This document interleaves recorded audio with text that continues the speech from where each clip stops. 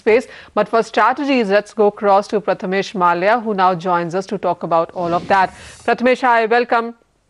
Are you looking at any of the agro commodities to start with? Because we have seen the prices very volatile, especially given the fact that the markets are looking at the harvest season and much of this crop has now started coming into the markets.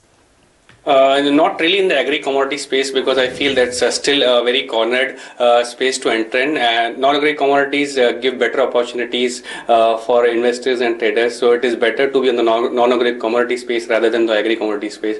So in that sense, if you are specifically talking about crude as such a commodity, sell-side strategy would be better because inventories remain high, rig counts remain high in the US, production also remains very high. So if you are advising your clients to be on the sell side, sell crude is the better strategy at around 3,160 for April contract, keeping a stop of 3,200 for target lower towards 3,100.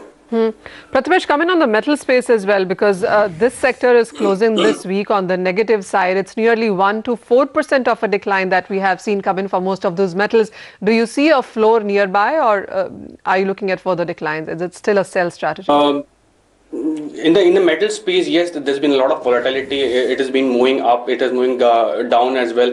It is followed by news as well, especially if you're talking about copper. It is followed by the wage resolution issue, which is possibly on the cards, and this would possibly bring down copper prices down in the near term. Again, it is already down in today's session also. It is better to be on the sell side in the base metal pack, especially if you're looking for copper. It is better to enter at 382 April contract, keeping a stop of 387 for target lower towards 375.